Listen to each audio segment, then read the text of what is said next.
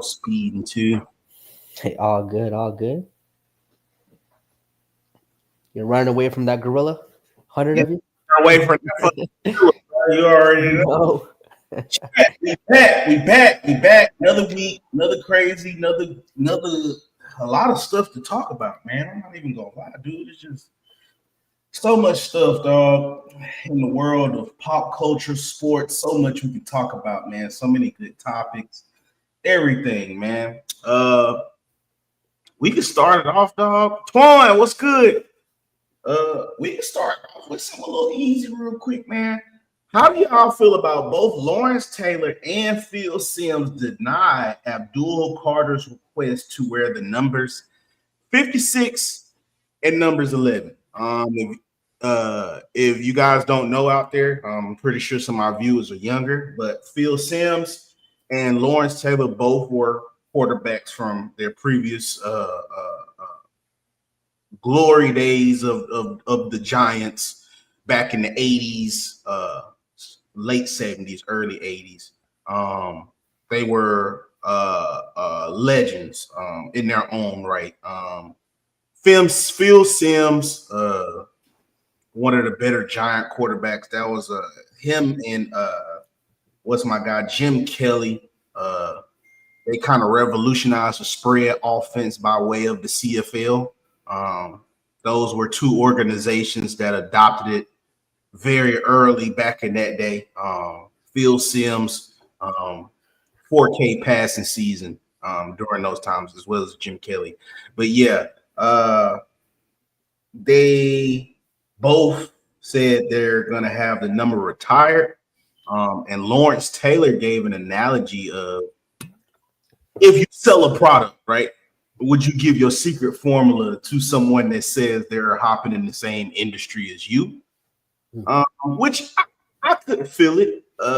Me, myself, personally, before I let you guys get into it, I just felt like, hey, man, you guys, for instance, Jalen, if you came 30, 40 years before me, we don't have no relations or anything like that, and you was a phenomenal player, man, hey, your numbers retired. Me, myself, personally, out of respect for you, Jalen, I wouldn't even ask to wear the number if I wasn't related to you in some or fashion. I just wouldn't even ask. You know what I mean? Whether I respect your generation of football or not. Obviously, whatever generation you was in, I don't care if you was D1, D2, D3. You know how I feel, bro. If you can play, you can play. If you can't, you can't. You know, if you were able to do it and you were able to submit yourself as a notable player, Hall of Famer, or whatever the case may be, I just wouldn't even ask. I would try to, regardless of whatever my childhood number was, I would try to make my own legacy for that said team.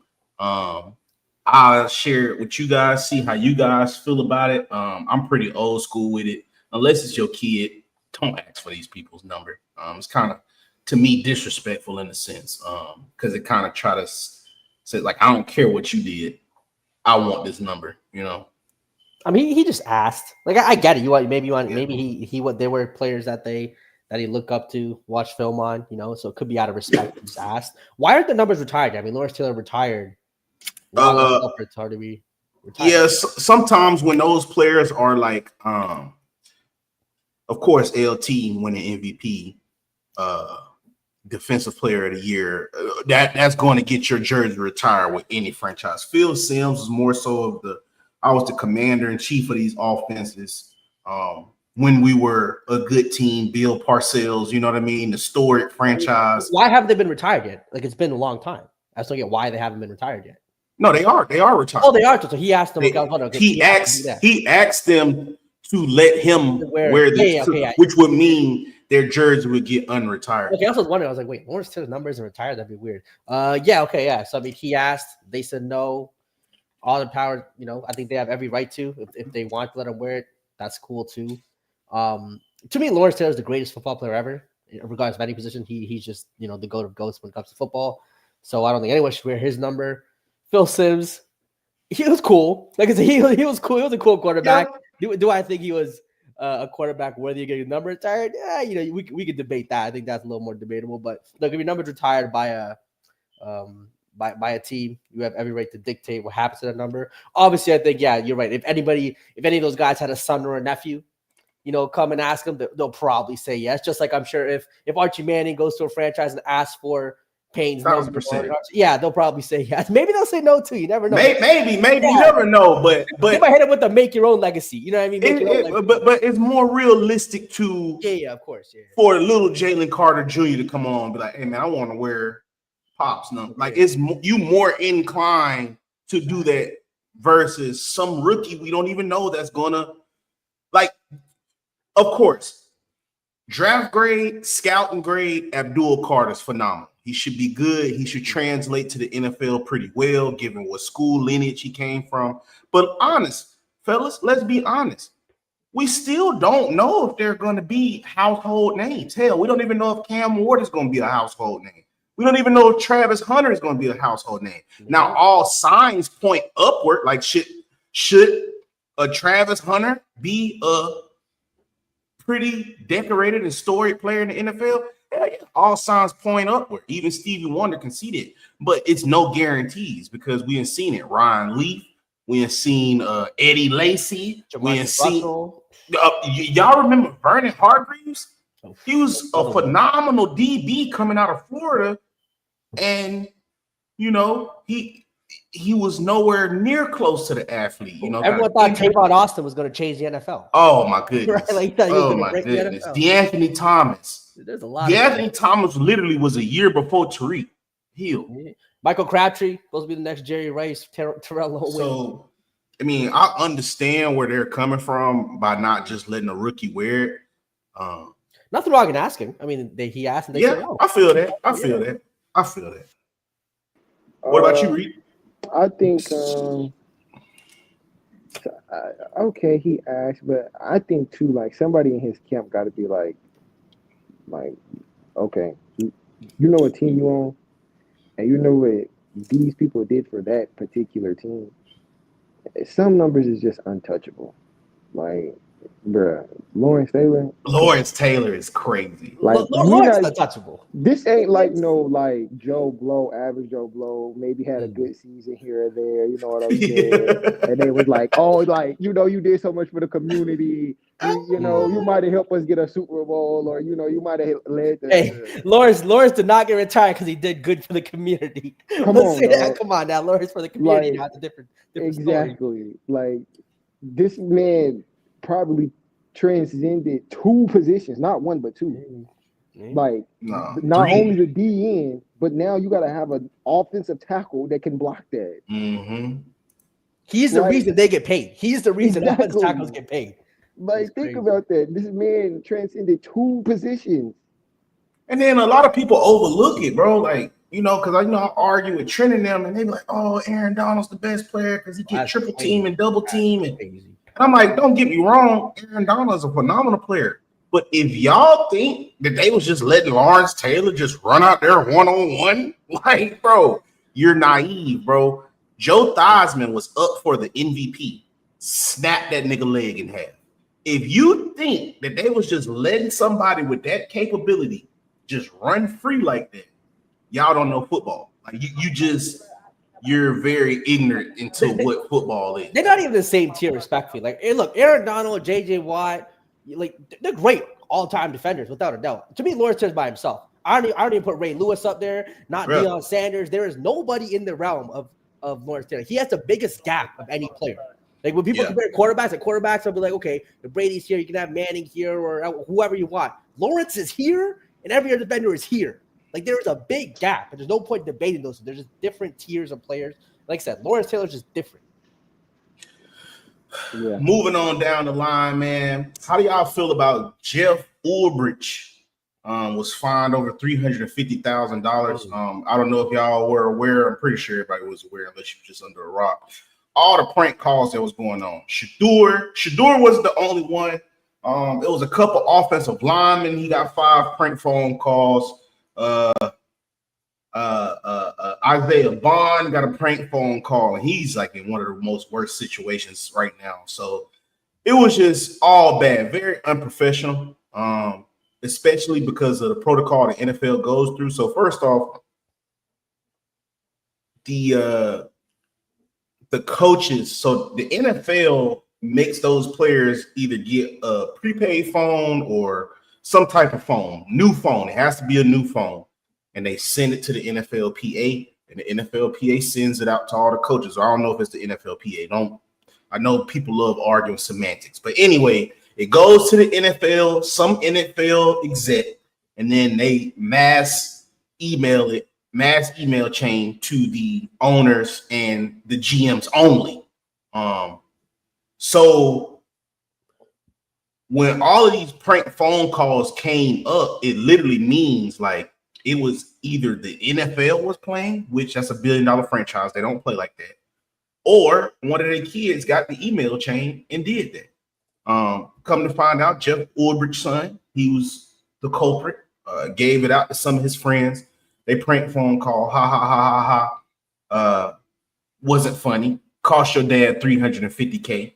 I don't know if everybody knows. It's like it's $250 to the Falcons and $100 for him.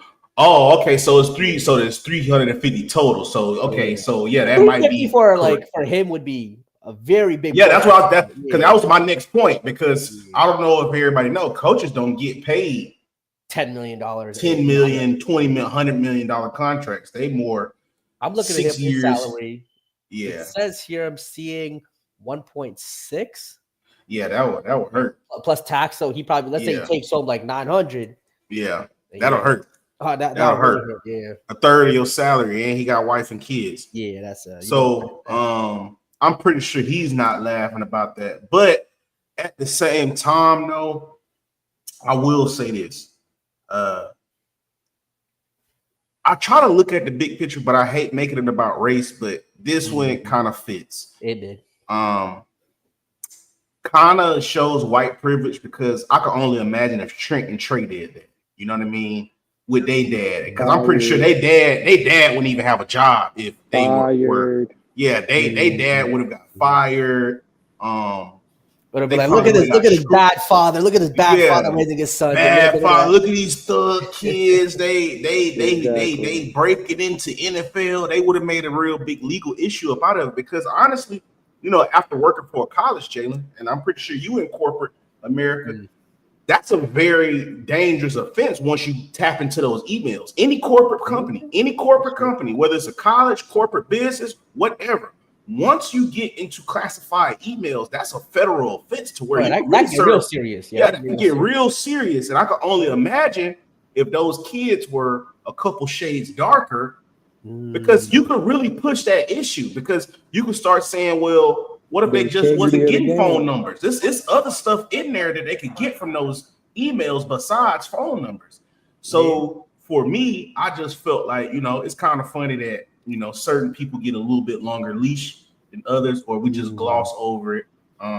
Yeah, I know no one wants to lose money, but I feel like that situation could have been a lot bigger than what because it really was. Like, how did you get these phone numbers? I mean, like it was and it wasn't too. Right, I can understand, like, you know, going to your emails again. Someone's child, again, he's 21, college student, going into dad's email, thought this was funny. Like, do I think it's a bunch of dumb college kids making a prank phone call? Yeah, I mean that is what it is. Like, there was a lot of people saying, "Oh, look at these white guys laughing at the success of this black man." Like, no, these kids aren't KKK members. You know what I mean? Like, it ain't. No. You know, it wasn't that. To me, it was a bunch of dumb college kids who wanted to make a stupid prank. Their father took the heat for it. Do I think they deserve to go to jail? Of course not, right? I think some people were calling for that. I'm like, what are you guys talking about? You want these kids to go to jail for a stupid phone call? Dumb mistake. I'm sure the parents will handle it. He got fined. And like you said, some people would have lost their job. Without a doubt. There's definitely some people would have lost their jobs. And like you said, if the coach looked closer to you, would he have lost a job? Hey, we've seen the short leashes in the NFL, how that goes, right? When one kid comes down, they don't really last 6 and 10 seasons. They don't really last those type of seasons. So that's definitely an interesting take, but yeah. So obviously, dumb prank. You know, they paid the consequences. I think it was fair. I think people were, you know, trying to make it a bigger issue than it really was too. Shadur's going to be fine, and I think Shadur was fine with that. I think they called an apology, whatever the case. Yeah. Shadur had no problem with it. Yeah, he had no problem with it too. So yeah, this is kind of my take on it. It was a prank gone wrong, but there's consequences to stupid mistakes. Yeah, and I know some people are going to say, well, what about the integrity of the game? And this and that. You know how everybody love to push that narrative.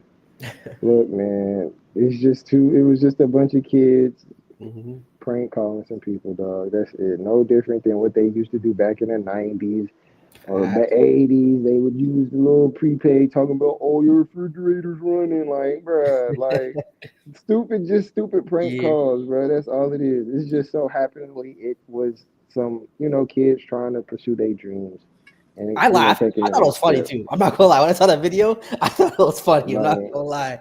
Shout out Shadur, man.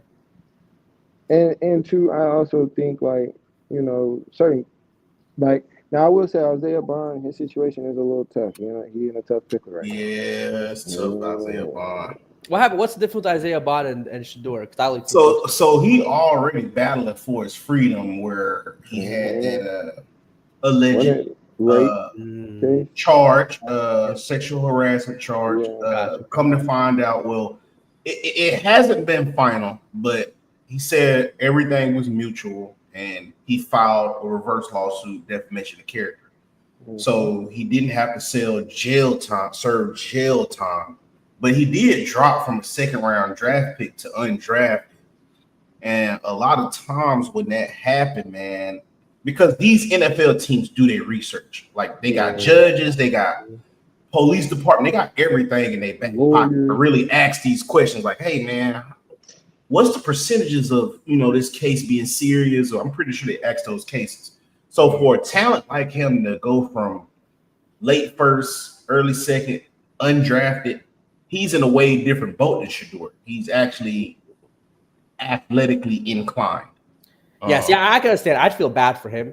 Like Shadur, I think it's funny because like I think Shadur's gonna be okay, and the type of person he is, brash. To me, like it's like going after the top dog is okay than going after the bot. Like you know what I mean? Like there's difference between joking on the top dog versus the bottom tier one or one that's kind of down, right? So right, yeah, I and can see that. it is. I just feel bad for him because as of currently right now, he's fighting for his life. Like He'll get signed by someone if they think he's good. If everything goes good for us with the pending case against him, you know what I mean? Like that's what I'm saying. He's still fighting for his life because everything I read, like nothing was set in stone that he did or didn't do it. Like so that's where it is right now. Nothing is saying that he did do it, but also nothing saying that he's innocent as well. And one thing about the judicial system, shit, you gotta wait until it all solve out.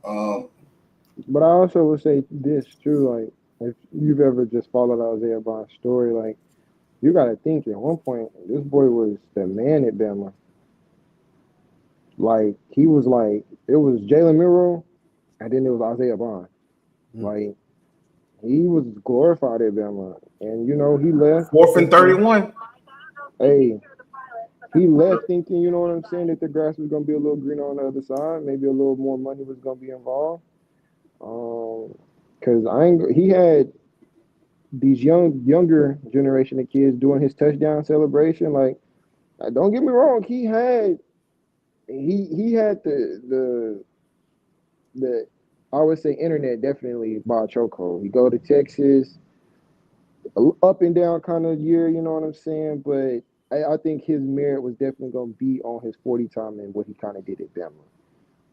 Now to go from being that close to somebody I think would have definitely took him to now, like, he waiting on a phone call to see if he going to even get invited to a camp, to see if, you know what I'm saying, about this jail time. And I'm wondering about the reverse lawsuit. Like, is he going to try to say, well, I would have made X, Y, and Z dollars, like I'm suing for that much money? Does she have money like that to pay him? I don't know. That's the problem with the reverse thing. ones. Yeah, if she comes from, because you got to think, if he was a high second round pick, we talking about what, maybe a couple. Shador got what in the 5th, 3, 4. So I think so. It's by the rounds. I don't even think Shador got that much. I think outside of the 3rd round, I can look up the pay structure. I got to look up the pay structure again. but I'm pretty sure after the third round they don't get no more signing bonus. It's not a signing bonus. Could be less than $1 million after the third round. Yeah, because I think the first 3 rounds are guaranteed contracts. You get a guaranteed NFL contract. The next is more so, hey, you got to come try out for this. So you're going to get compensated for everything, but I don't think it's an actual contract attached to anything until you actually make the 53-man roster. Once you make the 53-man roster, then you go on a rookie deal, rookie minimum, which is either $355K or $455K. It's one of the two a year, but it's one of those two. 4 is with the rookie deal, which is crazy because Chris Johnson ran for $2K on his rookie deal. Insane. And they cut him the very next year after so they franchise tagged him, then cut him because he had a hairline fracture on his knee, which he still has 1,700 all-purpose yards the next year, even with a hairline fracture. Wow. So if I'm a running back, I'm not playing on my rookie deal ever. After one big season, I'm sitting out if I'm a running back. Just because the days in that position. 1,000%. I couldn't agree. I couldn't agree anymore. Because no way. Literally Chris Johnson had $2K on his last year, his rookie deal, and they didn't even compensate him. Yeah, he could have at least guaranteed himself like 50-60 million at that point. He would have got a big deal, maybe because he did it how he was supposed to do it. Everybody even said you wait until that final year to have your big breakout season, then you ask for money. Chris Johnson had a historic season. And they franchise tagged him, then cut him. So, we fast forward to situation like Le'Veon Bell. I'm kind of not mad at the running backs for putting themselves first because that position is so undervalued for some odd reason. But when you have a great run game, you see you can win Super Bowls. True. And not only that, I think Le'Veon might have been maybe a few years ahead of his time too. Because if you look at how backs are being used now, like they're asking. Now this is just me. This is just my take. I honestly think he was like Christian McCaffrey before Christian McCaffrey. Yeah, Le'Veon Bell was actually running routes. Well, Le'Veon was even better than Christian McCaffrey. It was a lot of takes on ESPN. Could Le'Veon Bell be the Steelers' number 2 receiver? Exactly. Because he had 88 receptions in 1 year.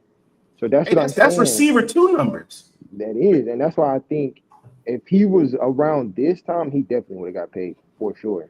I mean, maybe really receiver with the Jets, right? He got paid with the Jets. Yeah, he got paid with it. No, but that's where it kind of went downhill after that. But because he shouldn't have went to the Jets. Like I wish he could have got paid somewhere else. Yes, like, I wanted him to get paid, but it's the fact that he had to go to the Jets to get paid.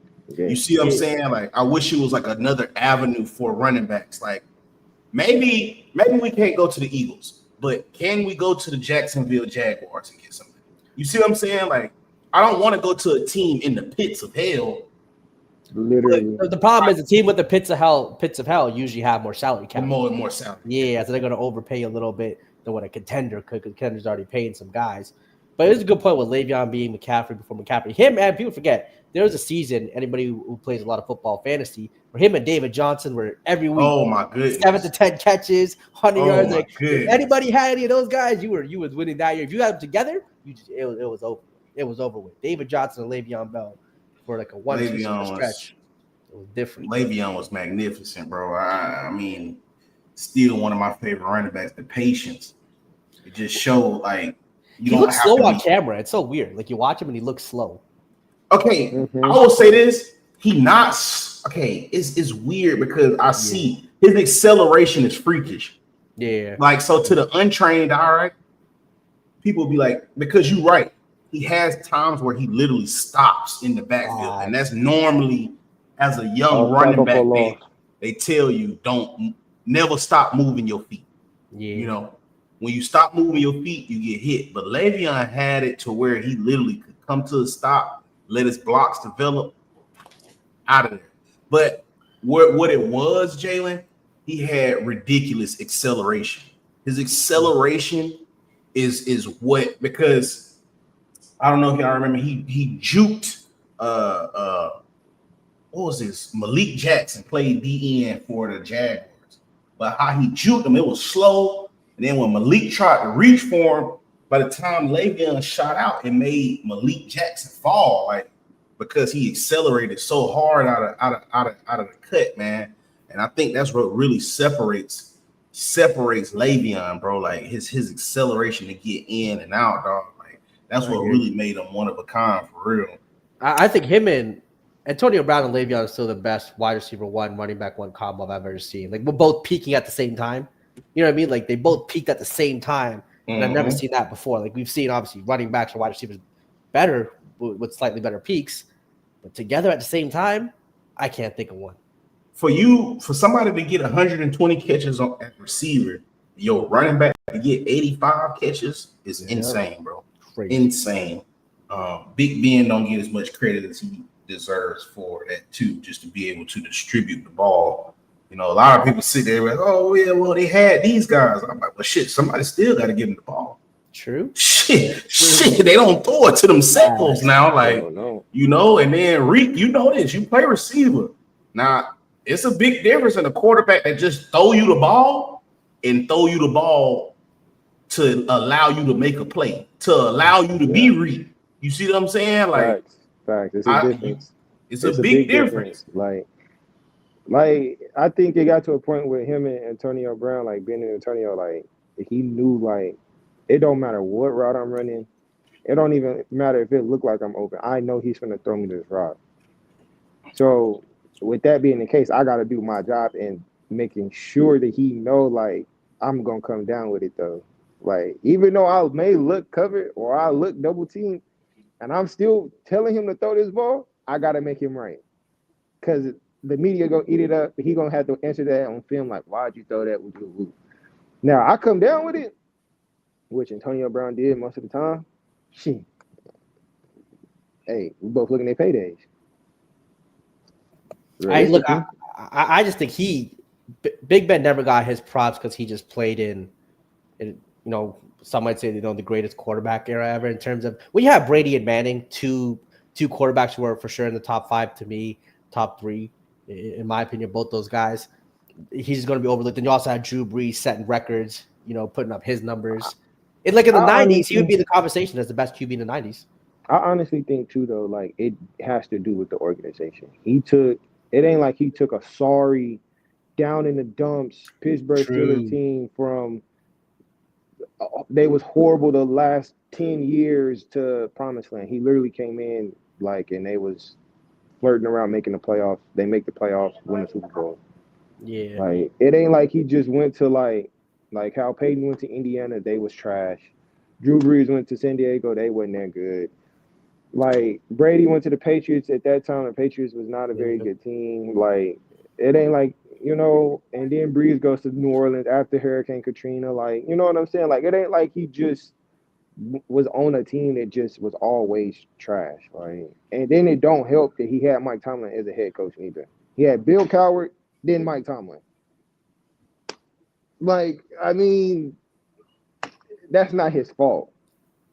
Like, and I think that's the thing. Like, he's getting penalized for it because he just went to a good organization. I hear that. There is something about building a team up, an organization versus going to a good setting. Like you said, with good coaches. That's just who drafted him. Like, he can't control that. But so now he's getting penalized for being at a good organization, which is weird. But that's how I look at it when it comes to Big Ben. How y'all feel about Shador in the club after the draft? He was throwing like over $100K. Big suitcase of money. Dog, literally, he had the paper. Listen, bro, it was wild. You would have thought he was a rapper. Listen, dog. Listen. Yeah, I say this, man. He knows it's gonna be grind time, man. Get it out your system. One last hurrah. Get it out your system, and then let's go grind. Like we gotta stop hyping up. It's no different than the Bronny James situation. We talking about a fifth round pick. Like, bro, y'all making this seem like the guy went first pick. This man went in the 5th round. Like, we blowed up him going to the club, or we blowed up him doing this or doing that. Like, I get what he did in college. Cool, cool, cool. He's not in college no more. He played for the Cleveland Browns. He is a quarterback for the Cleveland Browns who ain't done nothing. Like, let's stop playing ourselves like he just has already went out there and threw for 5,000 or 4,000 yards and 30 touchdowns. And Brian did none of that. Like, he's the 5th round pick who was out at the club. Simple. I hear that, but I can also hear you don't think the vets and the Browns they're gonna be like that could rub a lot of people the wrong way. Like you want a quarterback leader of your team to say the right things, do the right things, be like I'm in the gym. You know what I mean? Like I don't you think do you think vets in that locker room, whether the linemen, wide receivers, whatever the case may be, they're gonna want to sit down with Shador and be like, hey, that's not how we operate here. You know what I mean? Like it's just I can see it being a bad look to the owners, the GMs, the coaches. It's just not something you want your possible starting quarterback to do, a leader of the team. Like it is at the end of the day, it's a professional job. And I get it. Like he's still young, he got drafted, go celebrate without a doubt. But it's just not the best look. Especially with him, already people on him too. I hate to say this, man. Charleston White brought up a valid point. And what Charleston White said with the quarterback, it's a little bit different. Because first off, the NFL is more of a fraternity. So you got to think about it like this. So you can't think of them 32 NFL teams as a 9-to-5 job. No, you got to think about it as this is a family business. You got to think about it as those white owners are saying, hey, we trust you enough to bring you in and let you see how our plantation is really ran. You get to shake hands with my billionaire best friends. You get to meet my wife. You get to meet my daughter. You get to meet my children. You get to meet everybody. This is my business. Because you got to remember, this is a quarterback. It's not the running back. It's not a DN. This is the face of the franchise. This is an extension of the coach, and the coach is an extension of the GM, and the extension of the GM is an extension of the owner. So right there in the chain of command, you in the chain of command, right? So of course, a lot of times when we be like, oh, why these NFL owners hire this coach or hire that coach? Well, they white men. They're gonna hire who they're familiar with, who they're comfortable with, who they feel like they can relate to more so. So in the realm of what Shador is doing, if you want to be the quarterback of an NFL team, your image would be a lot better.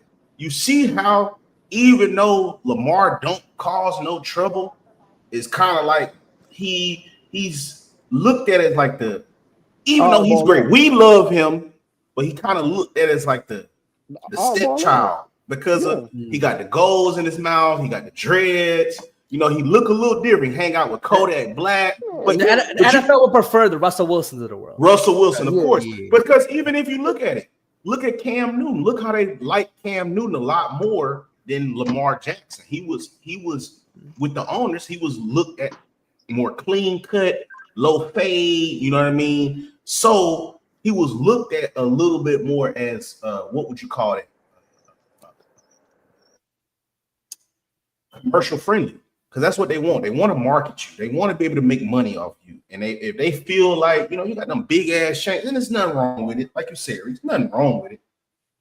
But you got to know, you got to read the room. The person that's cutting your check, he's not really going to really want his quarterback to be of that because you the face of the franchise. You the face of his family's business. So, and then on top of that, with everything that's already out about you, about how you just arrogant and you only driven by money and you don't need the NFL, you don't want to be flossing no money, man. Because how is that gonna make them feel better about what they originally thought about you? Like we already thought you was stuck up and snobby. You having money in the club not gonna change that. You know what I mean? If that's what you was trying to do.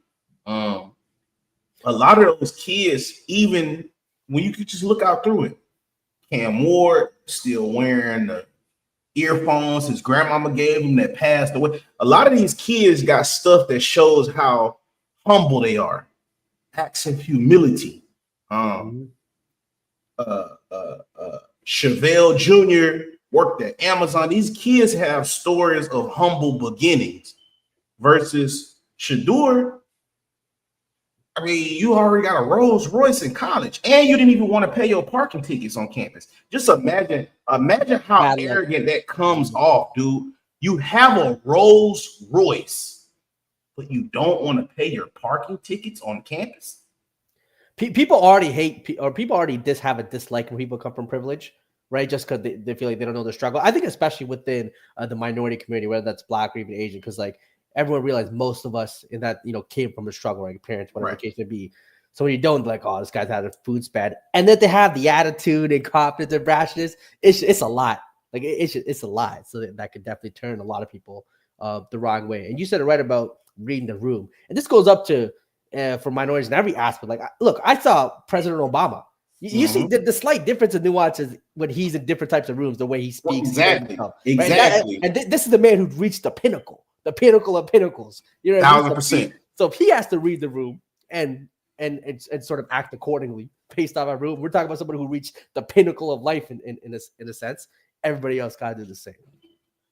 Yeah, couldn't agree even more anymore, bro. Like, it's just no one is saying that there's nothing wrong. Young cats out there, I want young cats to know this, because Jalen, I don't know if you really know, I'm a youth advocate.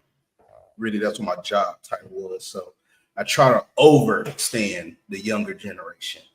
Nobody is saying don't do these things. Nobody is saying don't have a gold chain. Nobody is saying you can't throw $100,000 in the club, because those things aren't illegal. Even with the John Morant shooting the guns and all that, it's not illegal. You know, it's not illegal to do these things. But what you guys really have to realize, what is it that you want? And if you want money from an NFL team or an NBA team, who cuts those checks? Is the person that cut those checks, is he a person that would be fond of something like that? Is he someone that would be listening to NBA YoungBoy? Is he somebody that would be listening to fucking Sade? Fuck it. You know, even music of that status. No, if you say no to those things, I would more so tailor my antics to be more suiting to the person that cuts my check. Whether you want to call that tap dancing or shucking and jiving, so be it. But if money is what I want, because the bottom line is money for me, right? I want to get money, but I don't want to do anything that would, make me feel like I'm selling my manhood or degrading myself. But if it's something to where I got to be professional, I can do that for money. I feel like if that's what it takes to get money, Jalen, where I would have to act professional in a certain setting for 3 to 5 hours out of the day, I'm okay with that. And some of the times, to me, it comes off like some of these younger guys they get mad at that. Oh, why do I have to be professional? Because you want me to do it right now. I mean, well, it's the person that's going to cut your check. You know what I mean? Like it 100% truth. You should be able to be whoever you want to be, whenever you want to be it. You know, if you use slang, yes, that's true. Maybe you should be able to use slang whenever you want to. But at the same time, as me being in professional spaces, I could see sometimes where that just wouldn't be suited for certain type of conversations, what you would have in a professional setting, where it just wouldn't always be well received, right? Because you got to think about age, cultures. Like, football is a melting pot. You're going to get people from everywhere that like football. It's not just people from the hood. It's not just rednecks from the mountains. You know what I mean? Like, if it was just one group of people that like football, hell yeah, so be it. Fit to that group. But you know this, sports try to figure out a way, how can we attract everybody globally, right? Globally, how can we make this a more appeasing game to the person that don't even know English, right? So some of the times, yeah, dude, some of these antics we don't want you to do that because we're afraid that we might push viewers away. And 2 shows ago, you remember we was talking about with the concussions, literally, if 2% of mothers take their kids out of Little League football, literally, they said within the next 10 to 20 years, the NFL won't exist no more. And that's if 2% of mothers said we don't want our kids to play football no more. So the NFL, they know stats like that. So they want to make sure they protect what? The bottom line. So I'm going to make sure that, hey, bro, I want to make sure our game is marketable to multiple cultures, multiple groups of people. I don't want to push those people away. So that's what I want younger cats to understand. Like, if it's about getting your money, that's just what you got to do to get your money. Now, if it don't make you sacrifice your manhood or your integrity, just do it. Honestly, just do it. Then go back to doing whatever it is that you do in your spare time. Like, it should be no problem. I mean, shit, everybody loved bringing up Dennis Rodman, but when it was time for Dennis Rodman to behave and act accordingly, he did it. Now, after the game was over with, literally after the game is over with, he is on a plane to go be Dennis Rodman. Yep. And to everyone watching too, you get more leeway the more you're established, right? When you first start off, you can't be talking crazy, doing something crazy, but the more you get up there and more valuable you become to your company, franchise, and sports, whatever the case may be, you get a longer leash. Since Reek ain't here right now, Jalen, we can have this is a safe space right now, man. We can talk about this, dog. How do you feel about I'm right here. Oh, we ain't know, bro. I ain't know, but shit, we finna get into it real quick. Right before we talk about one more. Oh, let me ask y'all this before we talk about that. Ricky's got their numbers assigned not too long ago. Will Johnson be wearing number 0, Shador's 2, Travis got his 12, Cam Ward got 1.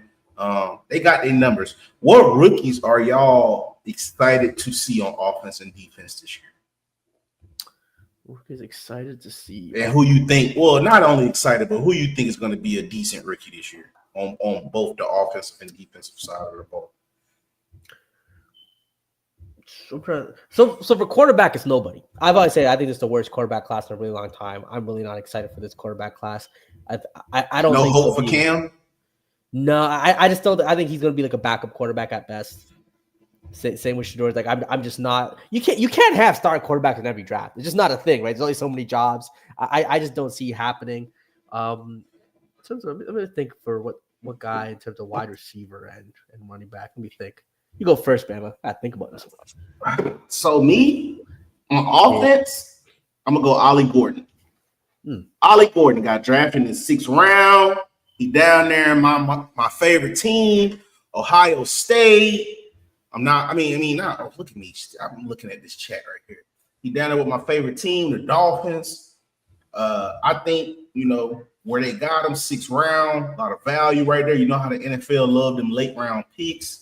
I think he has a good chance to, just from where he is picked, I think he's going to have like the best season so far. I'm kind of a homer because that's just my team. I like the Ollie Gordon pickup a lot. 6'2", 230, real good top end speed, bro. I just think he was just tired of Oklahoma State. Sometimes in college, because it happened to me too. My sophomore year at junior college, I had a solid year, but it wasn't better as my first year because I was just ready to go. I didn't like the coach no more. It just was a relationship that ran its course. So my sophomore year of junior college, it wasn't as good as it could have been. When I got to my next school, I felt more free. I felt more light because I wasn't depressed from just not liking my environment. So I think Ollie Gordon had a lot of that at Oklahoma State. It was just time for him to go. Sometimes when you just somewhere too long, he should have hit the portal, but he was trying to be loyal. Didn't work out for him. Didn't get the same volume of carries. So it just looked like he was a scrub. But for me, Jalen, I'm weird, bro. sometimes when I see a freak of nature at a position like Ollie Gordon, 6'2", 230, moving the way he does, it's hard for me to give up on them type of players. You know what I mean? Like, I don't care. Like, you could just be ass, bro. And it's just like, just me looking, it's no way you ass, bro. Like, it's no way. Like, it has to be something else. Like, instantly, that's just what my head go to. Like, bro, it has to be something else. Like, it's no way you could be traded. He just clocked out early in college. He was ready for the NFL. Right. And I think him going 6th round, he's hungry, finna prove himself. But Miami has a running back room that's not really crowded. They just got Devon Achane.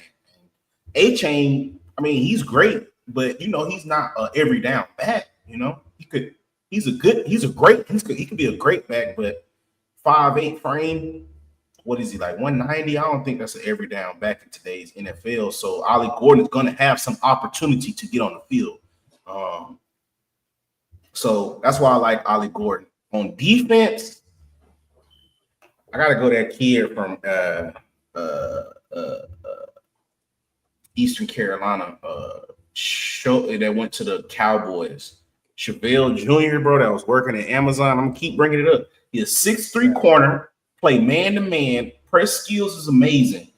Like I said, Jalen, you got that certain size like that, bro. It's hard for me to think that you won't be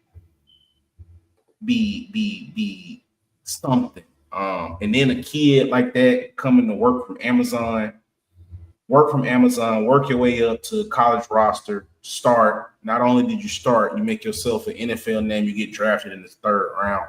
I got to keep betting on that kid because obviously he bet on himself somewhere down the line, and he did what he needed to do.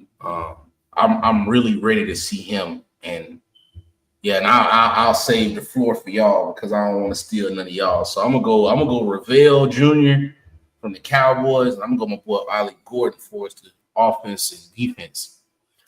I think for me, offensively, I'm probably gonna go with just. I think the opportunity is going to be so great with that wide receiver room hurt right now, and with CJ Stroud as a quarterback, Jada Higgins might just like lead rookies in all kind of categories because I could see Nico getting a lot of double coverage, him just getting all the targets, and we've seen what CJ has been doing with wide receivers. So Stephon Diggs out with the ACL, right? So he's not going to be there. So he might be their clear number 2 at this point. So he's going to Stephon Diggs in New England. Oh, he's New England. Oh, my bad. Yeah, Stephon Diggs. He got traded. Nico, their number 1. Yep. And then so Jaden just the number 2. Essentially, because Tank Dell's still coming back from that injury he got. Yeah. So that's Tank Dell was injury. Yeah, sorry, not Stephon. Tank Dell. I'm hoping though John Mechie can emerge and do something, bro. Like you remember, he was supposed to step into that receiver 3 or receiver 4. He had the cancer, leukemia. So Higgins going to have all the opportunities. He's going to get all the targets available to him. So I think he should be pretty solid there. And then defensively, I think it was the Chiefs. The Chiefs drafted an edge rusher. What was his name? What's that clip of Ashton Gillette? I think that was the name. Ashton Gillette. Yeah. I think again with the Chiefs coming into a winning franchise, a winning organization, and he's very he's not a crazy athlete, but he's all fundamental. You know those people who are just like not the best athlete, but every fundamental is on point. Mm-hmm. He just gets the job done. And I just think of that Chiefs system where they're going to obviously score points, be up on a lot of teams as an edge rusher. That's what they needed. He's another guy who's going to put up numbers. And I think people will be shocked by the numbers he's able to put up because the system is good. And I think he's just good. Reed, talk to us. I think the rookie that I'm most excited to see, I'm going to say Ibuka. Now, that might be because I'm an Ohio State. Oh, Emeka Ibuka, nah. That's Arizona? Hell yeah. He down there. No, he down there at Tampa. Who, Emeka Ibuka? Oh, no, you're right. You're right. He went to Tampa. And I'm going to be real with you. We already know Mike Evans going to do what Mike Evans do. And you know what Chris Godwin going to do. So now you add Emeka Ibuka, you throw him in a slot, a lot of one-on-one. That's what he normally eats. They preparing for either Mike Evans or Chris Godwin to leave. Yeah, or not be as good because they had McMillan. I didn't even realize that boy went to he went up there to I forgot he got drafted by Tampa Bay. McMillan from Washington, bro. You remember they had Mm-hmm. Pope, McMillan, and Mm-hmm. Adunze.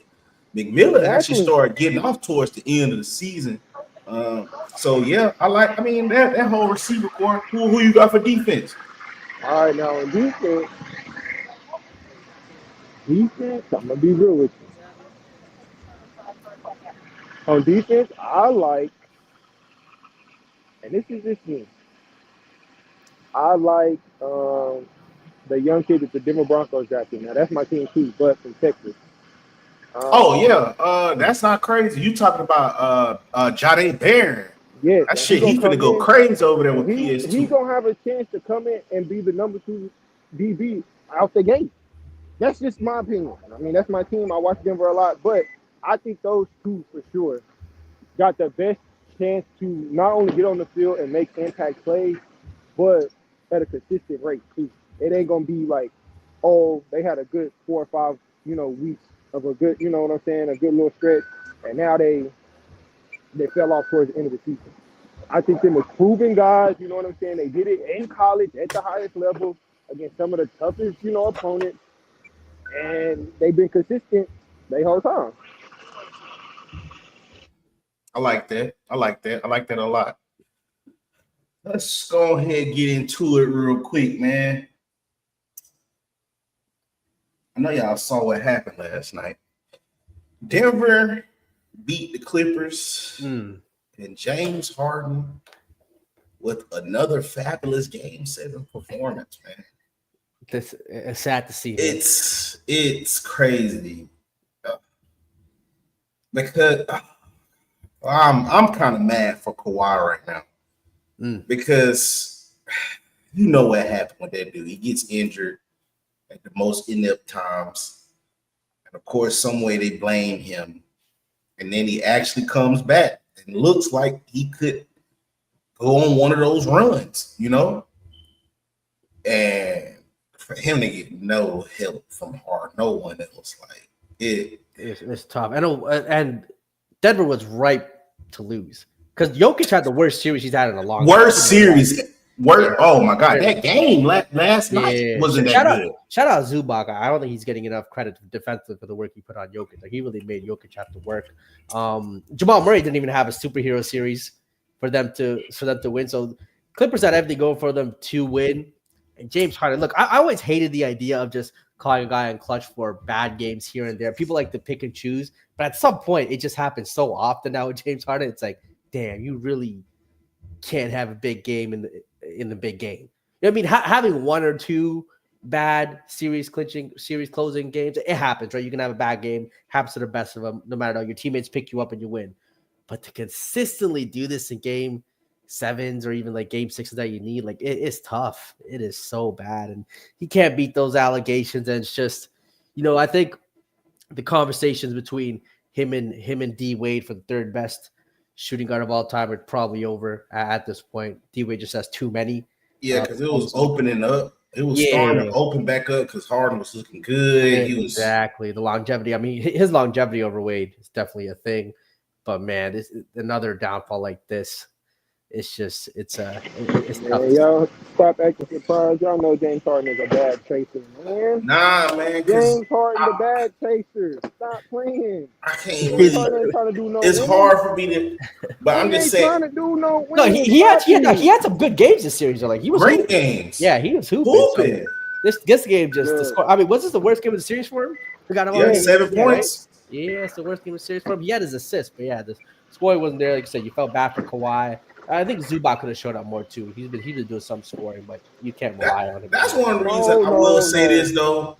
This is why I appreciate players like LeBron, Kobe, Jordan, KD, because they'll never have 7-point games, bro. Like, I swear to God, certain athletes, I put them on a certain pedestal, and when they score single digits, bro, like that shit is such a letdown, bro. Like, Did LeBron have a 2011? Even though I'm LeBron guy, I mean 2011. I want to say, did he have an 8-point game? Am I wrong? where? LeBron in 2011. Oh, 2011. Yeah, when it was that an 8-point game? Let's look it up real quick. Finals game log. Bro, I'm not surprised at James Harden, man. Look, James Harden is not no winner, dog. Yeah, You don't take that bad. Damn, LeBron played 46 minutes at 8, 9, and 7. He was rough. He was rough that series. Yeah. 8, 9, and 7. Yeah, that was a rough one. But you know, we need to go. You could have one blip like that when you. But it's one. I mean, Harden has a record. Yeah, I mean, when LeBron's the greatest game center player of all time, you look at the stats, the winning and all that. But he's him, so it's cool. But yeah, Harden, you feel for him. I even feel for the Clippers owner. Like he flew out a bunch of people. He flew oh out my gosh, 120 people. Yeah, like he flew them out. He put them in new arenas. And then they was down by 30. Yeah, like exactly. Like at least make it competitive. To lose a game 7 by 30 or even down by 30 in the game 7 is crazy. Like, dude, the game was over at halftime. Literally, everybody was just like, damn, bro. Without Murray going for like 40. Like, if you told me they were down 30, you would think Jamal Murray went for 40. Jokic had like a 35-point triple-double. You know what I mean? But no. Jokic had 14. Murray had like 16. Yeah. Like, they let Brown was the one that had killed them. I'm like, oh. Aaron Gordon was doing his thing. Like, the Clippers going to Clipper, as they say. The Clippers are going to be the Clippers, man. And then they lost to a team with no coach. It was a point in Game 6 where it looked like Denver was just like a team with no coach. They looked like a team with no coach. And then in Game 7, it was just like, maybe they did the right thing by getting rid of their coach, I guess. Like, shout out Westbrook. Westbrook showed up. Showed up. Shout out to that dude, because that dude, he impacts winning like none other. And I got Westbrook over CP3. They both do the same thing to me. Everybody love praising Chris Paul. Well, he elevates bad teams. Well, the bad team I can remember was the Wizards. I don't think Chris Paul has been on no team that was worse than that Wizards team, and Westbrook still got them to the playoffs. Those early New Orleans teams, he was making guys look a lot better than they were. Like a lot. Like he was Chris Paul. Okafor was like the second overall pick. Yeah, but Emeka, like, look, I have big David West. Again, David West was a good player who played at an all-star level because of Chris Paul. You see what I'm saying?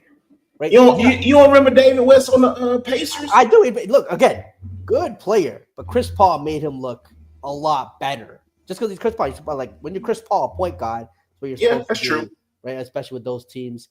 Like DeAndre Jordan, good player. He made. I will say Lob City. Because Blake Griffin and DeAndre Jordan. Blake Griffin got a little better later. Once he got on child support later. Yeah, 100%. 100%. But those early years, I don't know if people really remember. Blake Griffin was just a fast break.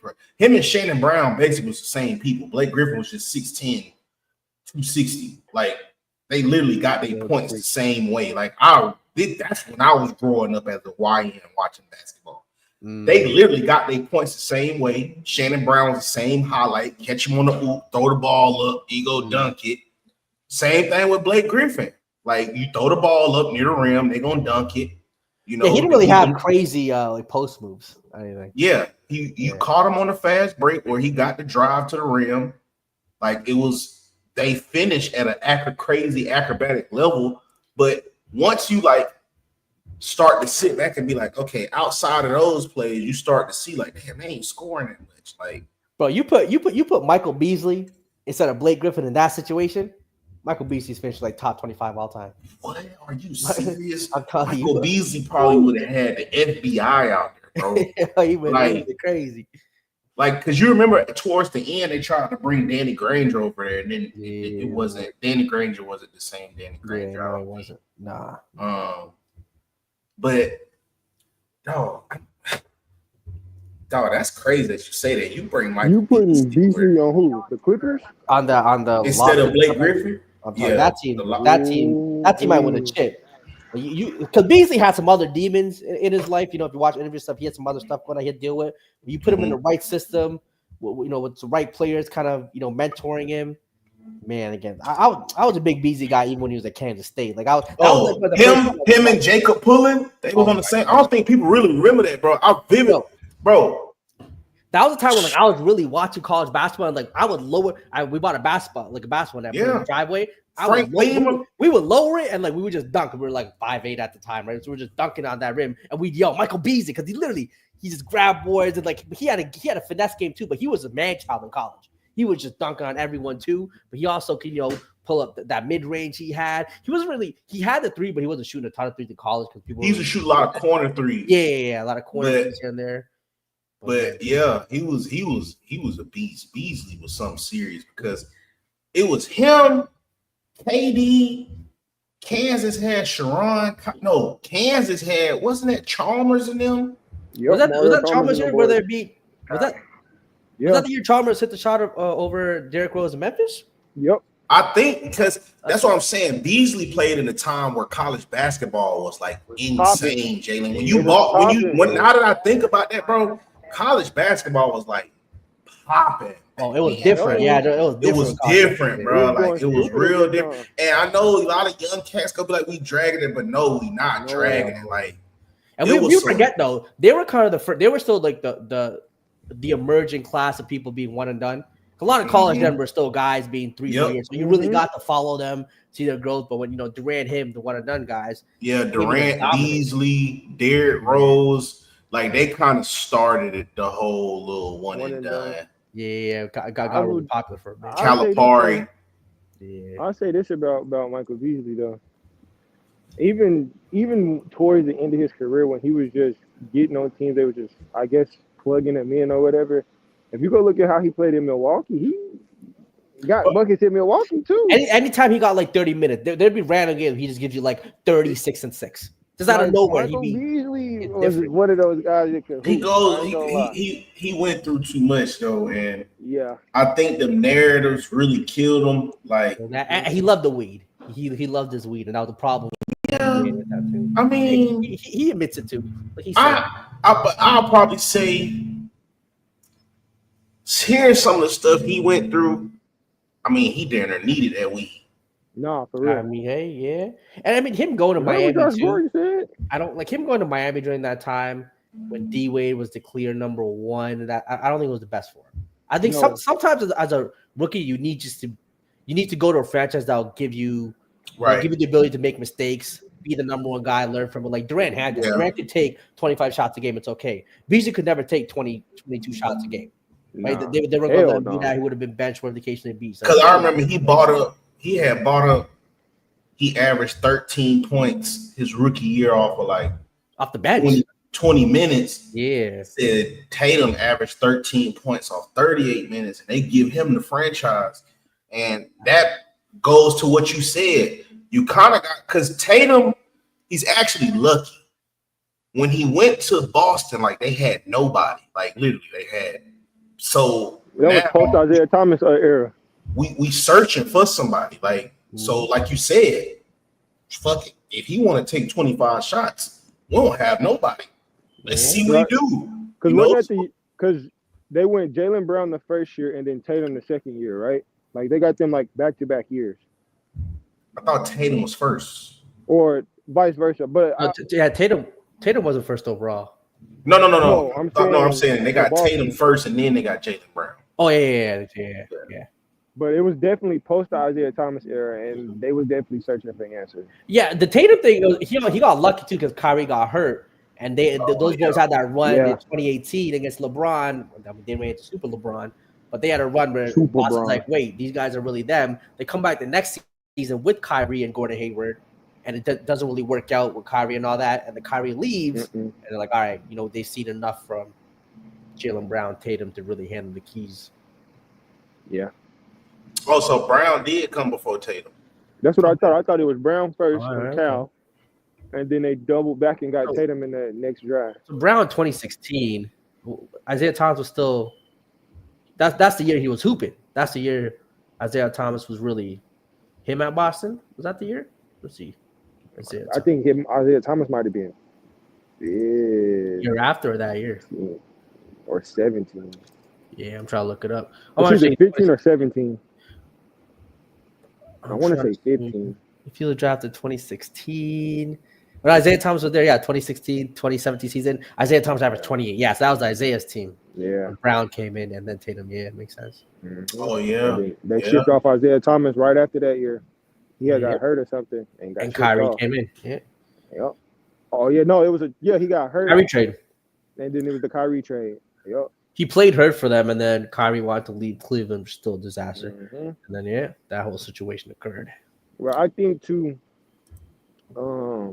I don't care what nobody say. Tatum gonna have some stories to tell his kids, but Oh yeah, he didn't seen it all.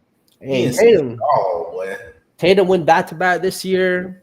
The way because again, Tatum will never get the credit to, and I don't give him the credit to because of he was just blessed to be in such a great situation the whole time. He never had to drag a team through the mud in my eyes, like a LeBron, like some of the greats. But when you wouldn't call because look, he faced LeBron in 2018. Got his ass beat. Then, well, he didn't get his ass. I ain't gonna say he got his okay, ass. but hold on. He faced LeBron when LeBron had to play with Jeff Green as the second best player. But still though, but I ain't gonna lie though. After seeing how LeBron played this year at 40 years old, my nigga, I don't give a fuck. Facing LeBron from 7-8 years ago is scary, bro. Like, he had to play the greatest LeBron ever. Yeah, that's the most immense pressure you would, and because you gotta remember, Tatum was stuck with Garden. That was young Tatum, so that was his defensive duty. But he wasn't even that great then, though. Tatum only averaged like 14. He still dunked on Bron. He dunked on Bron some serious. That's serious though. He got that posted in his house too, as he should. Then 2019, he go toe to toe with Durant and no, that was 2020, 2021. I'm sorry, but 2019, who he played? Who they played 2019? Toronto. Yeah, Toronto. With Kawhi. Kawhi on that crazy ass run. Yeah, it's great Kawhi. Got their ass put out. Mm-hmm. But that was a battle though. That was a battle. He ain't just spanked them niggas. That was a battle. That boy went to again. He gonna be able to tell his grandkids, but I got some real war wounds from that NBA now. You know what's crazy about that 2018 season? I brought up the stats. Like, so that Boston team, they had they had Jaylen Brown averaging like 19, 5, and 2. So he 19. So he was the leading scorer. Then Tatum at 17.9. They had Al Horford at like 13.6. Terry Rozier 13.6. Marcus Morris 12.7. So they had 1, 2, 3, they had 5 guys double digits doing their thing.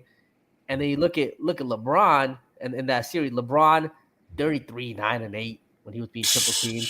Yeah, second highest scorer, 12 and 10 for Love. Then it was 9.6, 8.7, 8.6. Bro, LeBron was different, bro. Carry job, and it's crazy. And that was when he had to really slow down the game. You don't understand, the possessions were a lot lower. Right? He slowed it down because he realized the team that he had situation was not working out. Listen, Love was terrible that series. I could just imagine LeBron's tax write-offs right now. So he got so many kids out here, son. Like he got so many kids that like should be like, thank you, Father. Like just backpacking them, like get in the bag, and I'm gonna take you to the promised land. Like, I'm just saying, if it was a human designed to backpack, it'd be LeBron. It would be a LeBron or a Cam Newton prototype. Like they have the prototype bodies to like. If you would think like, hey man, all we had was this nigga, and we won the championship, a lot of people would look and be like, makes sense. Like they're just like, makes sense. Like you wouldn't think, like you wouldn't be like, oh, this team had all of these people scoring like this. You'll just look back at them. I don't. You know who got lucky this weekend though? Anthony Edwards got so lucky. He played so bad. He choked that game. And if they lost, it would be so different. Shout out Ant. I love his attitude, his swagger is different. But if they lost that game in series, he'd be the conversation people be having about Ant. This is the thing, that winning bias thing is so annoying because he had a terrible game, terrible closeout game. He got saved by Rudy Gobert, who looked like goddamn Will Chamberlain out there. He was diamond up though. That was crazy. Rudy went for 30. 30 and 10. No, 30 and 20. 30 and 20 for Rudy. If I told you Rudy Gobert in a closeout game, come on, was going to go 30 and 20. If I would have said during the Olympics, if I was like, yeah, bro, watch. He gonna go back and give Bron 30 and 20. Y'all gonna be like, baby, you smoking catnip. You don't know basketball. Just stick to football. Like you gonna be like, bro, shut up. Like I don't want to hear this. Listen, dog. JJ just got out coached, bro. Like, there's no way I get all the. First of all, playing my whole starting five the whole game. That was a dumb That was a mistake. mistake. He got learned from that. Okay. Then we come back, and now we didn't switch. Why are we taking Jackson Hayes out the game? That's our one big that we got, right? Two, you signed Alex Lynn mid-season, right? This the only series he can play in. You win this series, he can play in no other series after this. He is bad though. Alex is so bad, especially deep. Like you But see, we talking I hear about you though. The body, just to have a body on Gobert. I feel you. exactly. It ain't like Rudy Gobert talking about giving to me in the post, drop step dunking. Shit, no, Rudy Gobert ain't got no post moves. He really get it off of rebounds. Ain't like he just Yeah. dream shaking people and sky hooking. He ain't doing none of that. Yeah, that Alex play the Lynn can second stay in half front of thing. that, bro. That play the second half thing, I think, was such a flaw. Expecting these guys to do that offensively and defensively for the entire half. The whole point of having Luka, Reeves, and LeBron is so you can rest one to have the other two out there, or rest two, have one out there running the offense. It helps. He might have. I think mistake was he thought he had 2018 LeBron. Cause 2018 LeBron, I'm leaving out there the entire game. I could care less, and I think he's gonna get it done. He ain't. Oh yeah, you talking about them little plays? You remember that play where they passed the ball and LeBron he picked that shit off and he drove all the way to the rim, but you kind of saw like, bro, he's 40 years old because I remember 10 years ago, boy, he would have did that shit like 5 times in a row. Bro, Like, there's so many times where like he's driving to the rim and like sometimes he said like this like whether it's like go up for a layup that's contested or even just like a little 5-footer where like before he would just dunk it. He would just attack the rim and get dunked and fouled. Like there's so many times where he just because of his age, obviously, he's just not. Yeah, them young cats be catching, they be smiling and shit. I'm like, boy, I will say that, I love Kobe. I don't think LeBron better than Kobe, but I be looking at some shit how they be trying LeBron, like how he be pushing on LeBron and shit. I'm like, boy, listen here, boy. If I wish I could turn the clock back a decade for that boy, just so because I fuck with Ant. I fuck with it. I do fuck with it. I do.